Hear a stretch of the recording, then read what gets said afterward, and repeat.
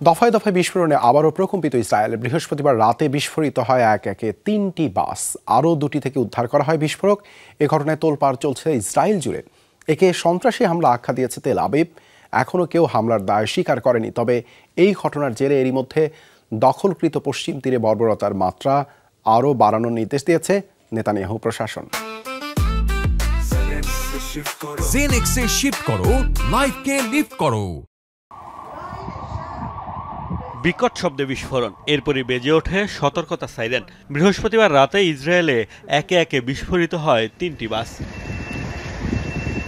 যদিও ডিপোতে থাকা বাসগুলোতে কোনো যাত্রী না থাকায় ঘটেনি হতাহতের ঘটনা, তবে পুরোপুরি পুড়ে গেছে বাসগুলো। ফায়ার সার্ভিসের চেষ্টায় আগুন নিয়ন্ত্রণে আনা হয়। বিস্ফোরণের খবর পাওয়ার পরই ফায়ার সার্ভিসের কর্মীরা ঘটনাস্থলে পৌঁছায়। বর্তমানে পরিস্থিতি আমাদের নিয়ন্ত্রণে রয়েছে। আরও 2টি বাস থেকে উদ্ধার করা হয় অবিস্ফোরিত বোমা। এ ঘটনায় আতঙ্ক ছড়ায় তেল আবিব সহ পুরো ইসরায়েল জুড়েই। নিরাপদ আশ্রয়ে ছুটে যান অনেকেই। ইসরায়েল জুড়ে বন্ধ করে দেয়া হয় বাস ও ট্রেন চলাচল। চলে বিশেষ অভিযান। তল্লাশি চালিয়ে ঝুঁকিমুক্ত নিশ্চিত হওয়ার পর পুনরায় স্বাভাবিক হয় যান চলাচল। বাত ইয়াম স্টেশনে আমরা বিস্ফোরণের তথ্য পাই। ঘটনাস্থলে এসে আমরা 2টি বাসে বিস্ফোরণের বিষয়ে নিশ্চিত হয়েছি। পরে আরও এ ধরনের ঘটনার খবর পাই। এখন পর্যন্ত 3টি বিস্ফোরণ হয়েছে এবং 2টি থেকে বোমা নিষ্ক্রিয় করা হয়েছে।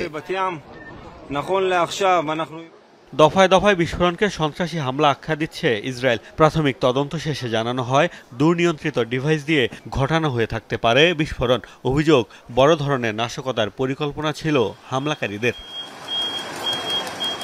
এখনও হামলার দায় স্বীকার করেনি কেউ। এরই মধ্যে প্রতিরক্ষা মন্ত্রী, গোয়েন্দা প্রধান ও সেনা প্রধানের সাথে বৈঠক করেছেন নেতানিয়াহু।